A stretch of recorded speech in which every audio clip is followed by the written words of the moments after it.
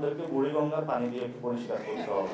গণভোটের জন্য নাকি বিএনপি থেকে ওই যে ঢাকা মহানগরের একজন নেতা আছে যে নয়ন, ও যে টাকা চাঁদাবাজি করেছে, দুর্নীতি করেছে, এই টাকা দিয়েও একটা বাংলাদেশে গণভোট হওয়া সম্ভব। আমার মনে হয় এখন ওনাদেরকে বুড়িগঙ্গার পানি দিয়ে একটু পরিষ্কার করতে হবে।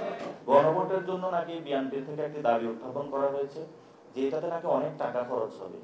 এই গণ অভ্যুত্থানের পরে বিএনপির একটা গডফাদার, একটা আসলে একটা লোক যে চাঁদাবাজি করেছে, ওই টাকা দিয়েই তো গণভোট আয়োজন করা যায় বাংলাদেশে। তারা তারা বাংলাদেশের এবং শেখ হাসিনার যে সম্পদগুলো আপনার আমার পকেট থেকে চুরি করেছিল, এই পকেটে এগুলো তো আপনার আমার সম্পদ দিয়ে রাষ্ট্রীয় জমাগারে কোষাগারে জমা হওয়ার কথা। এই জন্য আমরা বিএনপির কাছে আহ্বান রাখবো, আপনারা যে ধরনের চাঁদাবাজি সন্ত্রাসী বাংলাদেশে কায়েম করেছেন, জনগণের টাকা লুপাট করেছেন, এগুলো রাষ্ট্রীয় কোষাগারে ফেরত দিন।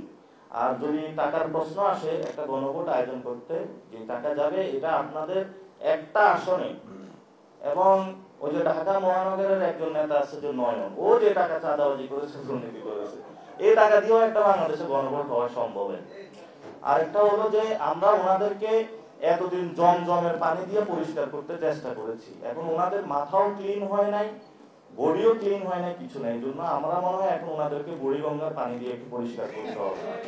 যদি আমরা এই ধরনের যারা সিনিয়র নেতৃবৃন্দ আছেন রাজনৈতিক এই ধরনের অপসংস্কৃতি থেকে যদি লাঠালাঠি পাল্লাপাল্লি এগুলো থেকে যদি আপনারা বেরিয়ে আসতে না পারেন, তাহলে আপনাদেরকে আমরা বুড়িগঙ্গার পানি দিয়ে একটু গোসল করাবো, যাতে হলো ভবিষ্যতে আপনাদের ব্রেনটা একটু খোলে। আর এর চেয়ে তো আর মতারি আপনাদেরকে করতে পারি না। আমাকে এমনি বলা হয়ে থাকে আমি নাকি বিএনপির ব্যক্তিগত বা জামায়াতের বিরুদ্ধে কথা বলি। আমার তো ভাই আপনার সাথে কারোর সাথে পার্সোনাল কোনো ক্ষতি বা সম্পর্ক নাই। এখন আমি এখানে রাজনীতি করতে আসছি, আমাদের এখনো ছোট বয়স, আমাদের এখনো মাথা আমরা কারোর কাছে বিক্রি করি নাই, ফলত আমরা সত্য কথাগুলো বলতে পারি। এই জন্য সত্য কথা